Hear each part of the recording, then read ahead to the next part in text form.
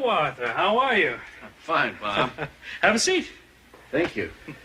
Well, got your new list.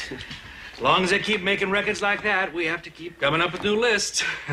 Yeah. I have something I'd like to say.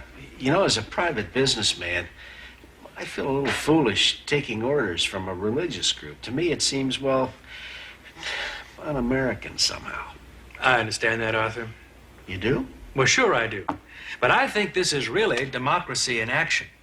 Now, the people I represent deserve the right to speak out, don't they? Oh, yeah, sure. But I don't think that, one small group of people should have so much power that they can dictate what's on radio or television. But a small group of people already dictates what gets on the airwaves. Well, you and your program director decide what records to play. That's just two men.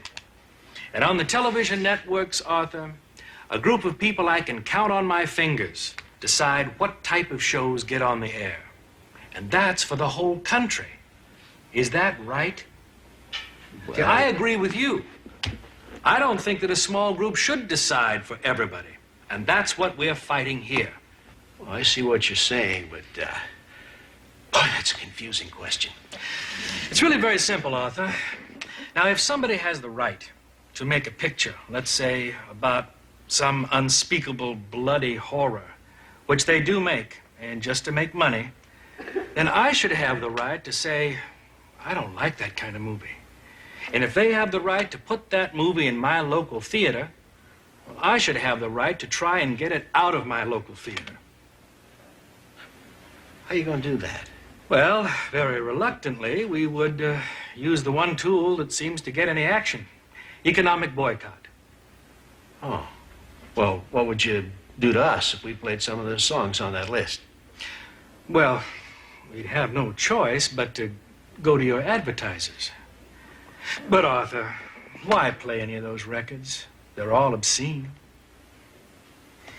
Bob, one of my disc jockeys, Dr. Johnny Fever, gave me the lyrics to a song. He wants to know if you'd let him play that song on the air.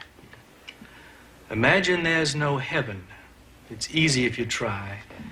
No hell below us, above us only sky. Nothing to kill or die for, and no religion, too. Imagine no possessions. Imagine all the people sharing all the world. That sounds like communism to me. If there's no heaven, no religion, and I assume no God. There's not an obscene word in here. Not the way I see it. Let's go on your list. Arthur, this is typical of the kind of secular, liberal, humanist point of view that gluts our airwaves. Yeah, but we're not talking obscenities here anymore, Bob. We're talking about ideas, political and philosophical ideas. First you censor a word, and then you censor the ideas. But the idea is man-centered, not God-centered. Man is an animal. The Bible tells us to put our reliance in God, not in our fellow mortals. Arthur, this song says there's no heaven. Ah, no, it says just imagine there's no heaven. That's blasphemy. On the list or not? I have no choice but to say on. That decision was made by one man. But Arthur, if you could only see. Oh, Bob, I'm sorry, but so long.